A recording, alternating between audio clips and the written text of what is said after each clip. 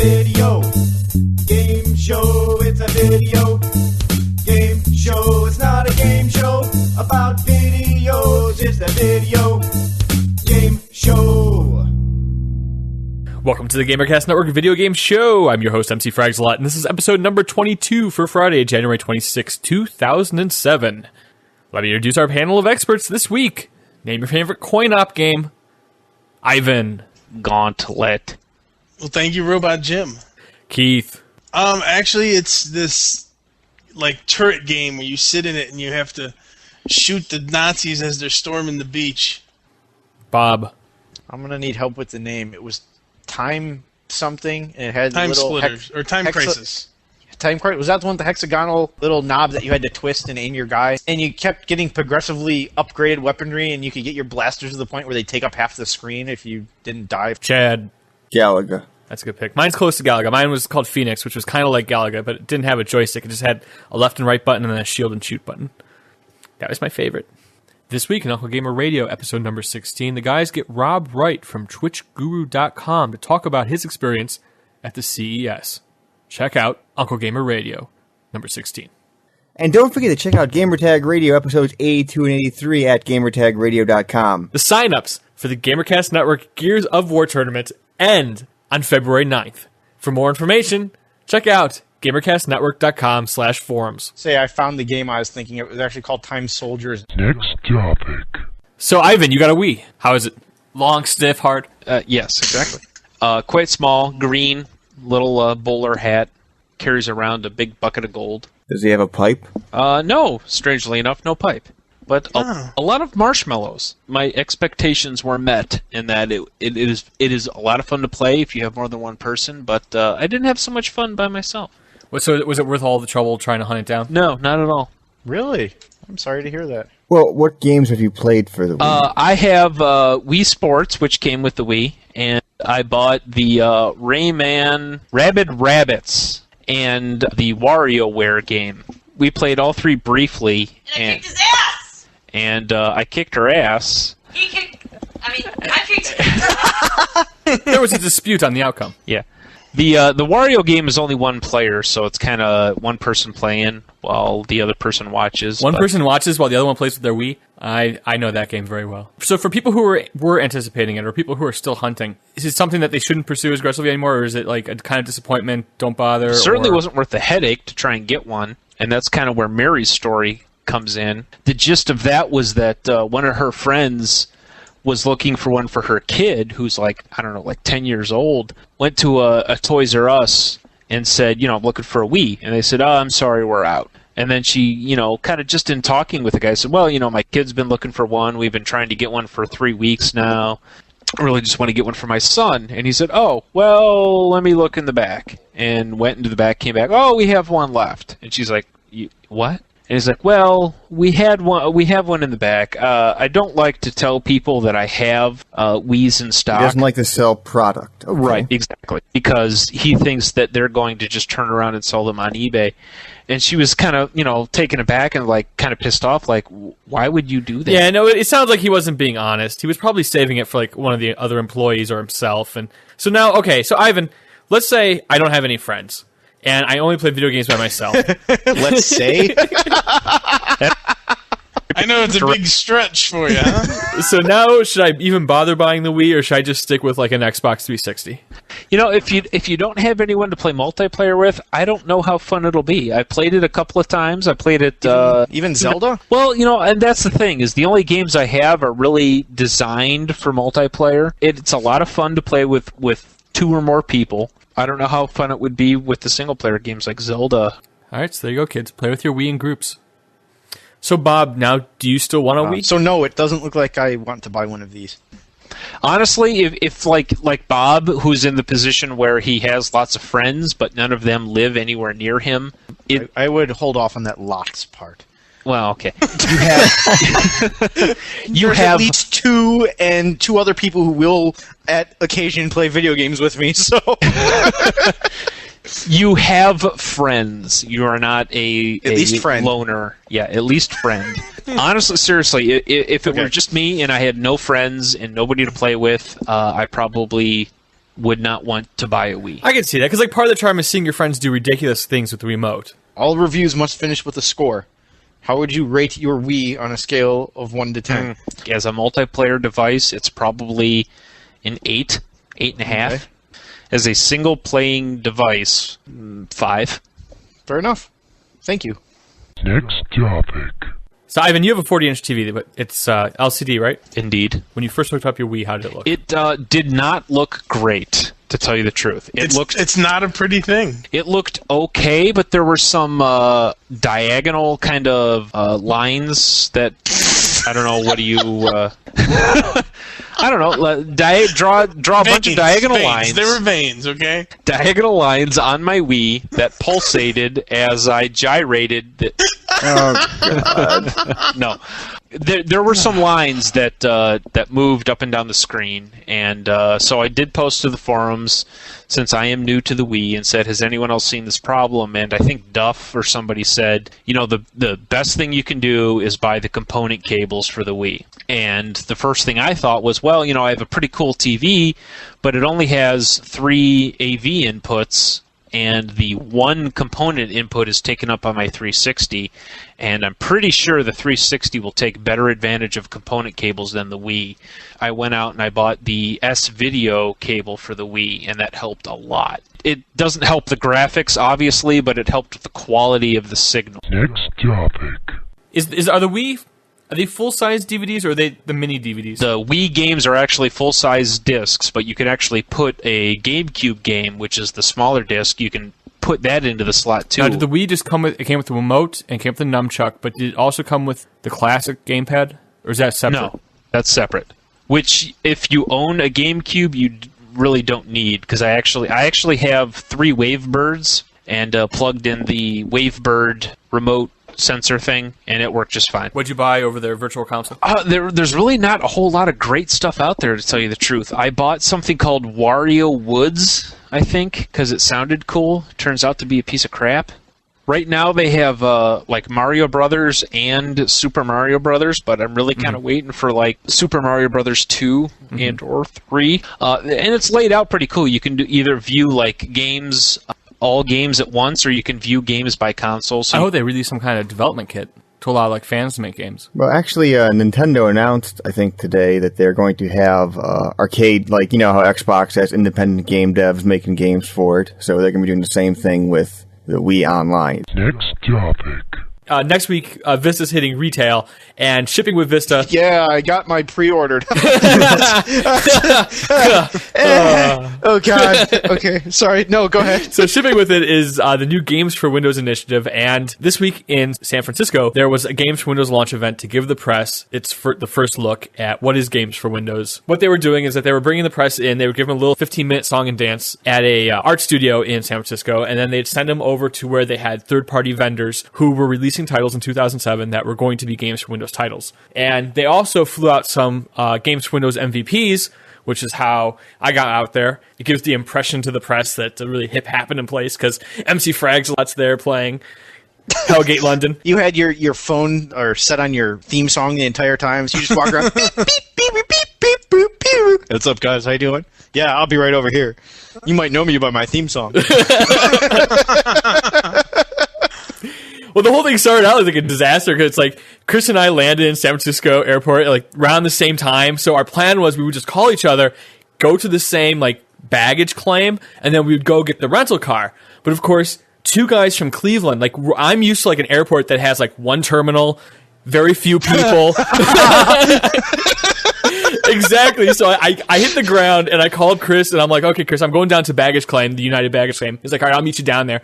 So I'm waiting the baggage claim. I get my bag, waiting. No Chris. Call up Chris. I'm like, dude, where are you? He's like, I'm down in baggage claim. I'm like, I'm down in baggage claim. I'm like, oh crap. All right, let's start walking. So he like walks, he calls me up, and he's like, okay, I'm in the ticket terminal area. So I'm like, okay, let me walk to the ticket terminal area. So I walk up to the ticket terminal area. No Chris. I'm like, Chris, where are you? I'm like, I'm by the ticket desk. And I'm like, oh, jeez. We start both walking. This is really funny to me. Go ahead. And what I don't realize, I'm like, I'm finally walking. I finally see an airport map. So I go up to the airport map, and I'm looking at it, and I'm like, huh, there are 3 terminals. So I call up Chris. I'm like, Chris, what terminal are you in? He's like, I don't know. I'm like, okay, I'm in Terminal 3. Go look for a map. So he finally finds one. He's in Terminal 2. So like, all right, we can figure this out. Because one's international, so he wasn't Yeah. there. Next topic. Tom, so do you want to talk about some of the games you saw, like Crysis and How was Shadowrun? Yeah, let's go with Shadowrun.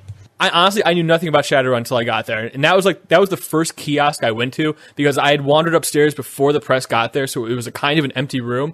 So I'm like, I walked over to Shadowrun. I'm like, I don't know what this game is. Let me go play it. They had a PC and a console next to each other. They were both running Shadowrun, and you could play against each other because that's like the thing about Shadowrun is that PC guys can play Xbox guys. So I'm playing the guy. And I'm like, okay, this is pretty cool. And I was playing on the PC, of course, because I'm intimidated by the Xbox 360 controller. If you're proficient at first-person shooter, it doesn't necessarily mean you're going to be good at Shadowrun because they have this whole magic concept where you could teleport through walls and cast heals and cast resurrection on your buddies. You know, have like an aim helper technology. So there's all these other aspects to the game. So I'm like, okay, this is cool. Let's switch. Let me sit down and play the 360. So I picked up the controller, and I hate to say it, for this game, because it has like this magic component and it's not just a first-person shooter, it seemed more intuitive on the 360 than on the PC. Really? The PC controls are kind of contrived because you have to hotkey stuff, so you're constantly reaching up to hit like 1, 2, 3. Oh, so you can't keep moving while you're casting your spells. Exactly, or whatever. and on the gamepad, you just clicking the index button, you know. Sure. And it just seemed to work a lot better. I'll still probably just get it for the PC. Well, you don't have a 360. But it's going to be a Games for Windows title, which means the gamepad will work with it. Yes, you can get a gamepad for the So Windows. I might actually buy a gamepad for my PC to play Shadowrun. I got that for Brian, and it's awesome. I bought the 360 controller gamepad for the PC. Well, that'd be killer for auto assault. Oh, that's what I thought of as soon as I got it. I was like, this would be awesome, because then it would just be twisted metal. Is that just the regular USB controller? Yeah. I mean, there's not like a special one for no, the you PC, can just right? buy It's the just 360 wired one and plugs right into The one for the PC comes with the driver disc, but you could download the driver disc through their website. Cool. All right. So, anyways, when I was playing it on the PC, I was like, okay, it's a decent game. I judge games by whether or not I'm going to pay full retail price for it, and I'm like, okay, I'm not going to pay full retail price for Shadowrun. Then when I sat down and played on the 360, I'm like, oh, this is going to be a hit title for the 360 because it just felt that much better with the gamepad, and Really? No kidding. just the way it played, going from the PC monitor to sitting in front of a widescreen television. I was like, oh, this is a much better experience. Huh, well, that kind of whole PC games Yeah. thing kind of fell through the like, that was much better on your other machine, dude, sorry. Yeah, but I've been consistent like that. I've said that games from the PC don't necessarily port well to the console. I've always said that. Yeah. Next topic. The game that was most popular, the game that had the most people standing around watching people playing it was definitely Crysis. just because of the graphics. Just because of the graphics. It looked incredible. The fists, when you pick up your fist to punch someone, they are the most incredible looking fists I have ever seen. They are gorgeous. They are beautiful fists. They're like Rolex hand model Yes. fists. Basically, Crysis seems about ultra realism. It takes ultra realism to the next step on a PC. It just looks so good. What kind of box were they running it on? Probably a SLI. Is my box already outdated? Yeah, the one Keith just bought No, is you can't I have no complain on. idea, and they're going to kill me for saying this, but I did see the box that Crysis was running on blue screen.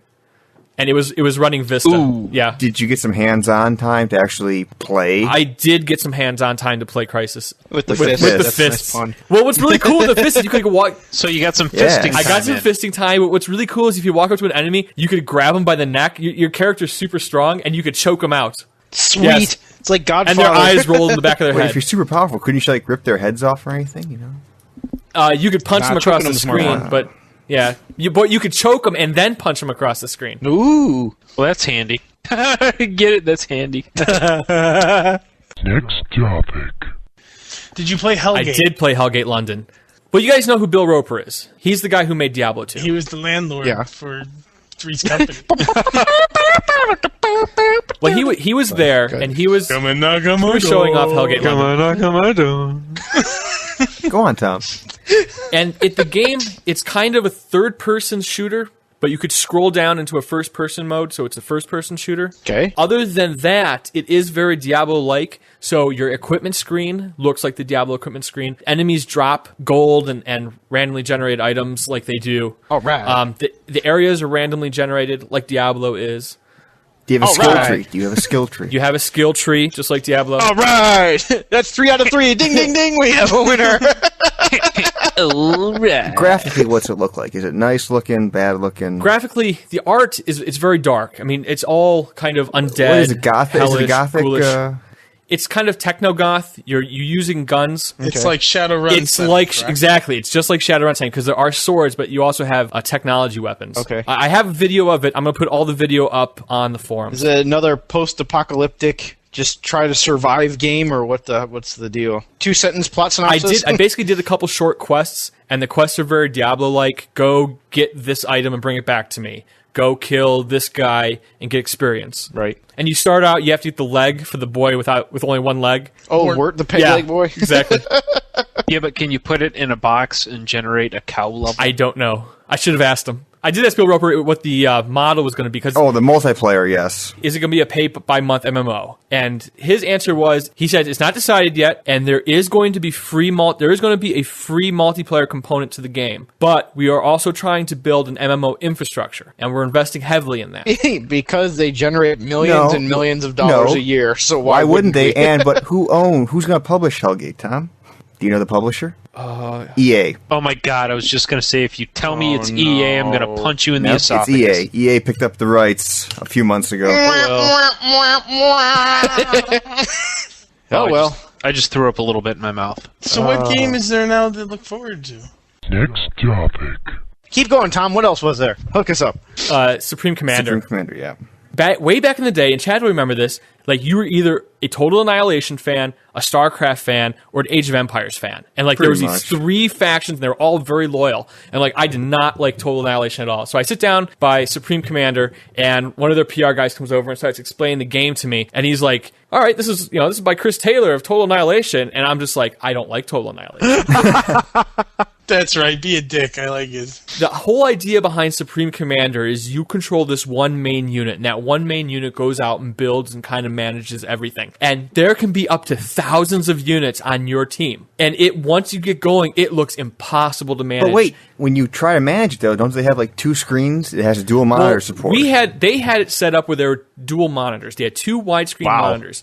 Yeah, because a lot of people have those. Well, the way the game works is you scroll out, and the maps are huge. They're world maps. They're not just continent maps. They're not just an island. They're world maps. So there's oceans and tons of islands. There is so much space in these maps. When there's too much bookkeeping for Tom, there's issues. Well, see, at first he got my hopes up. He's like, the way we do resources is that you have matter and you have energy. And see how we have to manage our resources, where here we're at plus 25 matter and plus 100 energy. That shows we have a surplus, which means we're not using our resources properly. And he's like, people who will be good at this game are going to be really good at economic efficiency and keep both of those numbers at 0. And I'm like, oh, I like economic efficiency. They rip your alley. Exactly. I'm like, keep talking. And it's like, here's our world. Really? Tell where me we can more. have thousands of units. Let's scroll all the way out. And I'm like, oh my god. When he scrolled all the way out, I'm like, look at all that stuff. That looks like a headache to manage. And he's like, well, that's why we have 2 screens. Over here, you can scroll all the way out, and over here, you can scroll into where the battles are happening. It's too much. It's too Exactly. much. Mommy, hold me. I only want to dominate a country, not the world. But this game seems like if you're younger and you have lots of time to spend on like being proficient at a game, dude, go play some Supreme Commander because you're gonna love it. Because you could play it for a year and still be interested in it. I was gonna say, not so much for a 15-minute online game with your buddy before they have to go out for the evening. He said that multiplayer games in Supreme Commander can take a day to play. I remember hearing about that. I remember reading about that. Yeah. That's what he's like. He's like, if you get 8 people on a large map, games could take a day. He's like, you're going to be able to save progress on a multiplayer game. Wow. Next topic. So Eidos was there showing off their Conan MMO. What's really great is the rep from Eidos. He was showing me, he's like, you can be a guy, you could be a girl, and he's, look at our girl, look at their scantily clad. And I'm like, they sure are. Sold. I like this much better than Supreme Commander. You can't see any in that game. Well, the thing was, he's like, okay, let's go into the world. Let's go get our. So he made a big buff guy, and he's like, all right, let's go get him some armor.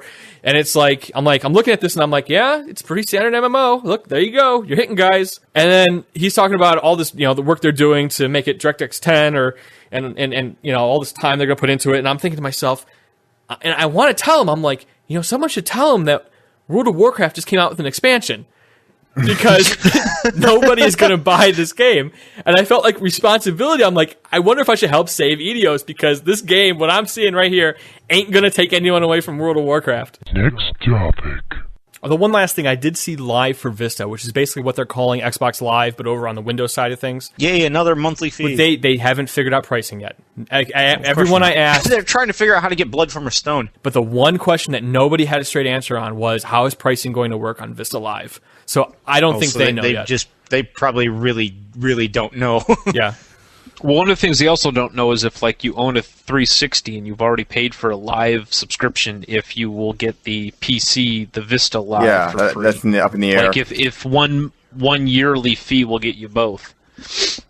I'm sure what they initially planned to do is just, include it with the Vista. Yeah, but I asked them that. I said, if you get something like Vista Ultimate, are you just going to get, like, Live for free?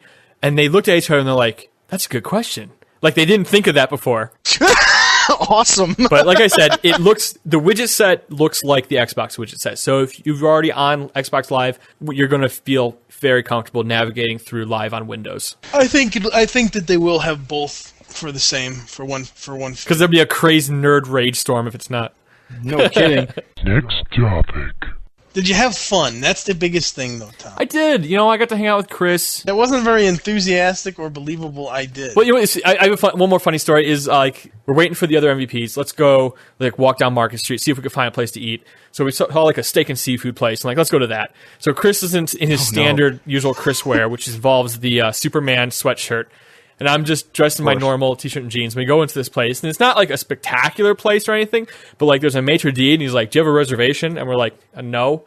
And he's like, he looked at us kind of snooty, and then he was like, all right, sit over here. And like they gave us the seat like right next to the door, which is like the worst seat because everyone who comes in bumps into you. And then like after they took our food order, like they gave us our food right away. Like there was no time between ordering the food order and when the food came. So like they clearly wanted to get rid of us. Rude. Uh-huh. Yeah. That's funny, man. Next topic.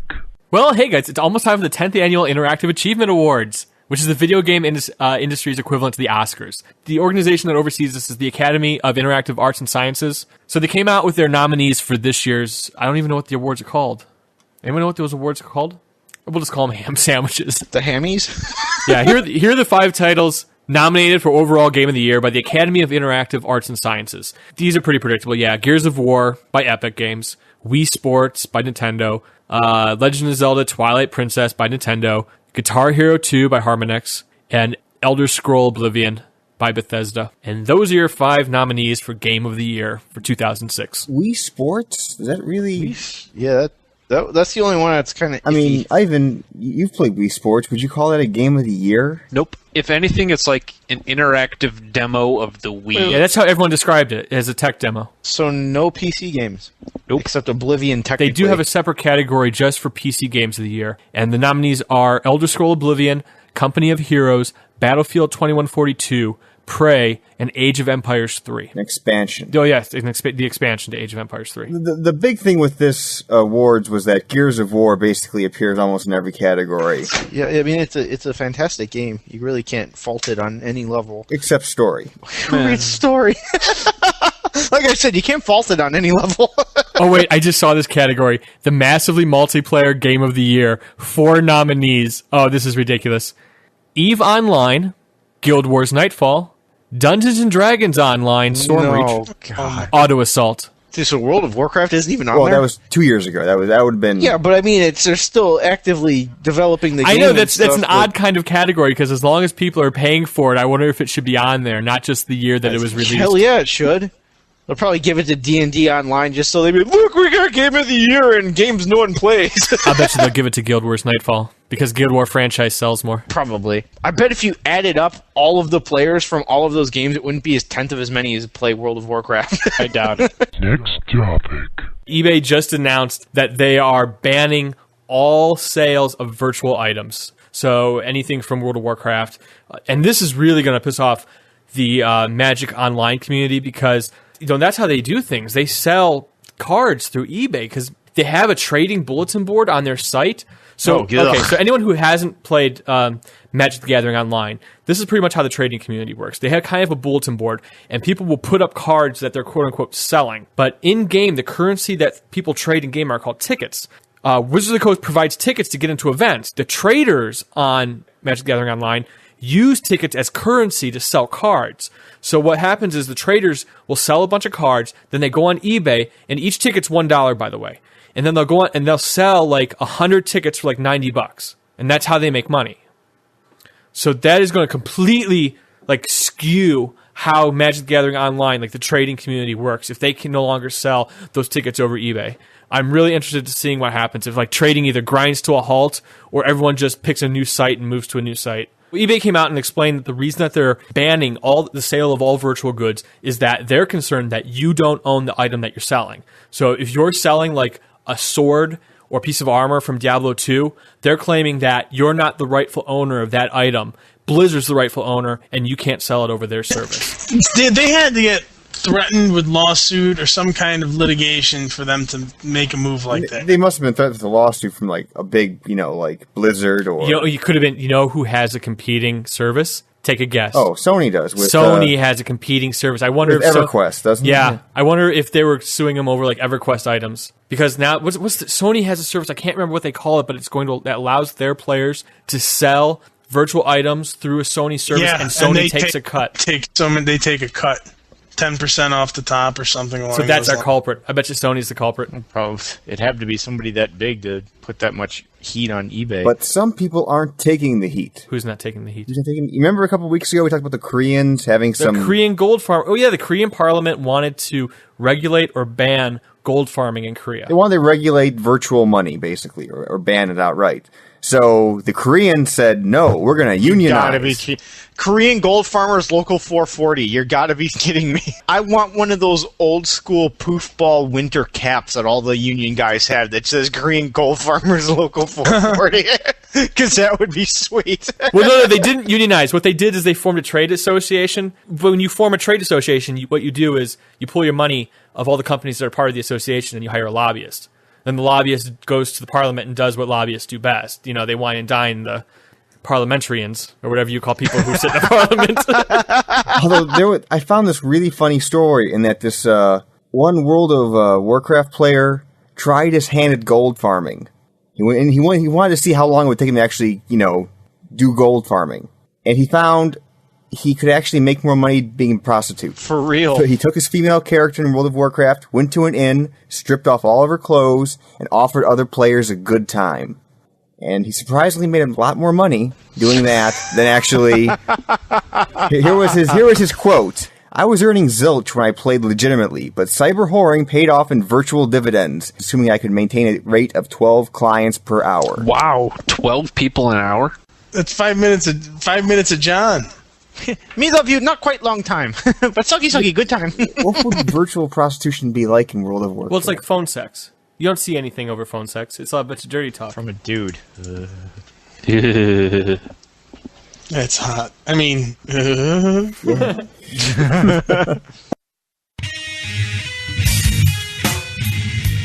All right, guys. Any ham sandwiches this week? Ham sandwich to the guy at EB Games who got me my Wii.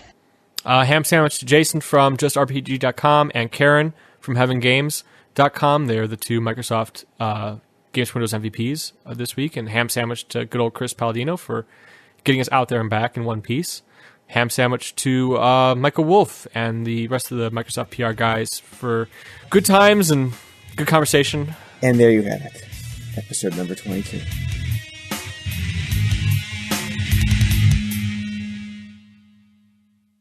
I have a gym story that you'll appreciate, Bob. So Okay. when I was at the hotel on Wednesday morning before I left, I went downstairs to the gym, and they had these completely gimped Nautilus equipments where it was like all the stacks were like short, and the plates were all like 5 pounds. And so there was some girls on it was a really small room. Like they converted like a normal hotel room into like a gym room, and so there was a bunch of girls on a treadmill, and there was this one guy who was doing like a couple plates on the bench machine. Okay. So I go over there. I'm like, hey, can I work in? He's like, oh yeah, no problem. So I go over there and I put the pin all the way on the bottom plate and I warm up with the whole stack. and then I get up and I don't move the pin back. So he has to go put it back up.